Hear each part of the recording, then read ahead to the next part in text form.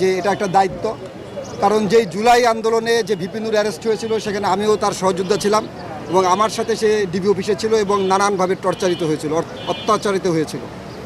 সেই জুলাই যোদ্ধা নূর যখন গতকালকে খুব মারাত্মকভাবে জখম হয় এবং তার যে জখম সেটি আপনারা জানেন কিনা আমি জানি না, তার দেখা গিয়েছে যে তার নেজাল ফ্র্যাকচার এবং তার হেড ইঞ্জুরি আছে এবং গতকালকে তার হেড ইঞ্জুরি সেটা নিউরোসার্জন তারা দেখেছেন যে ব্রেনে যে রক্তক্ষরণ সাবঅ্যারাকনয়েড স্পেসে তার যে ব্লাড জমা হয়েছে সেটি দেখেই তারা কিন্তু তাৎক্ষণিক এই ঢাকা মেডিকেল কলেজের আইসিইউতে ভর্তির জন্য অ্যাডভাইস করেন এবং সেই স্কাল্পে তার যে ফ্র্যাকচার এবং নেজাল ফ্র্যাকচার, তার নাকের যে বোন সেটি ভেঙে গিয়েছে।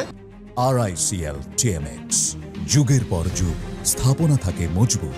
আমি অ্যাজ এ ডক্টর হিসেবেই আইসিইউর যে ডাক্তার তাদের সাথে কথা বলেছি এবং তার ডান চোখে রক্ত জমাট বাঁধা দেখেছি এবং তার ডান চোখটি সে খুলতে পারছেন না এবং তার নেজাল আছে সেখানে প্যাক দেওয়া আছে, যার কারণে সে শ্বাস প্রশ্বাস নিতেও তার কষ্ট হচ্ছে এবং সে যে তার যে স্বাভাবিক যে চলাচল সেটি কখন হয় সেটি বলাও খুব মুশকিল, পরবর্তীতে বলতে পারবেন যে চিকিৎসা সেটির জন্য। তবে সে যেভাবে মারাত্মকভাবে আহত হয়েছে সেটি হয়তো আরও খারাপ দিকেও টার্ন নিতে পারত, কিন্তু তার এই আহত হওয়াটা এবং অ্যাজ এ জুলাই যোদ্ধা হিসেবে আমি অত্যন্ত দুঃখ ভাগ চাই যে এই ধরনের ঘটনা যে বা যারা ঘটিয়েছেন তাদেরকে অবশ্যই বিচারের আওতাধীন আসা উচিত এবং তারা কেন এই ধরনের একটি ঘটনা ঘটিয়েছেন সেটি কিন্তু আপনারাও জানেন, তদন্ত সাপেক্ষে তাদের কিন্তু বিচারের আওতাধীন আনা উচিত। এবং না, এটা পরিকল্পিতভাবে বা কি হয়েছিল ভিপি নূরকে চিনে না, ওইখানে যারা ওইখানে দায়িত্বে ছিলেন তারা সকলেই ভিপি নূরকে চিনেন এবং ভিপি নূরের সাথে ভিপি নূরের ওয়াইফের সাথে আমার কথা হয়েছে, কারণ ভিপি নূর যেদিন অ্যারেস্ট হয়েছিল সেই জুলাই আন্দোলনে ওই ভোর রাত্রে তার ওয়াইফের সাথে আমার কথা হয় এবং আমাদের দলের ভারপ্রাপ্ত আমাদের দলের মহাসচিব তিনি কিন্তু তখন তাৎক্ষণিক সকালবেলা একটি ব্রিফিং করেছিলেন, আপনাদের মনে আছে আমি তাকে ইনফর্ম করেছিলাম।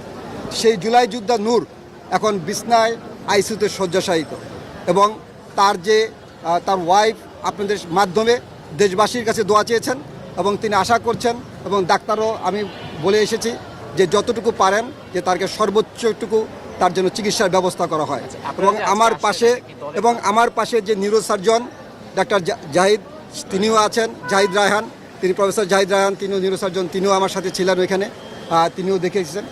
দেখেন, আমি এই যে দলের স্বাস্থ্য বিষয়ক সম্পাদক হিসেবে এখানে এসেছি, আমি ডাক্তার, এটা আমার একটা দায়িত্ব বোধ থেকে, যেহেতু আমি নিজেও জুলাইতে নুরুর সাথে অ্যারেস্ট হয়েছিলাম এবং আমার মনে হয়েছে যে একটা দায়িত্ব জ্ঞান থেকে এখানে নুরুর পাশে দাঁড়ানো উচিত। তার মাথার যে রক্তক্ষরণটা হয়েছে এবং ওনার স্কালবেস ফ্র্যাকচার বলা হয়, নেজাল বোন ফ্র্যাকচার, এটা কিন্তু সিভিয়ারেস্ট ফর্ম অফ হেড ইঞ্জুরি। মাথায় আঘাত যে সর্বোচ্চ পর্যায়ে যে আঘাতটা হয় সেটাই কিন্তু ওনার হয়েছে। উনি এখন কিছুটা ভালো আছেন হয়তো ওনার বয়সের কারণে। ওনার যদি আরেকটু বয়স হতো আমরা হয়তো একজন মৃত ব্যক্তিকে পেতাম। ওনার সাবঅ্যারাকনয়েড হিমোরেজ হয়েছে। সাবঅ্যারাকনয়েড হিমোরেজটা হলো মাথায় আঘাতের সর্বোচ্চ চিহ্ন, সাবঅ্যারাকনয়েড হিমোরেজ, এটা ওনার হয়েছে। আজকে সকালে আমরা একটা সিটি স্ক্যান করছি, ওখানে ওই হিমোরেজটা নাই, কিন্তু that haemorrhage is replaced by fluid, এটাকে ব্রেন ইডিমা বলে। এটা আরও খারাপ জিনিস। আমরা এখন আল্লাহ করতেছি এই মাথার পানিটা যদি বেড়ে যায় ওনার এই কনশাস লেভেল কিন্তু থাকবে না, তখন আমাদের অন্য ব্যবস্থা নিতে হবে। আরেকটা জিনিস, সেটা হলো ওনার রক্তে সোডিয়ামের পরিমাণ কম, যেখানে 135 থেকে 45 থাকে, ওনার সোডিয়াম কিন্তু কমে আসছে 121। 121 is a very bad sign for subarachnoid haemorrhage. তো আমরা ভালো মন্দ কিছুই বলতেছি না, আমরা সর্বোচ্চ সার্ভিস উনি এখানে পাচ্ছেন।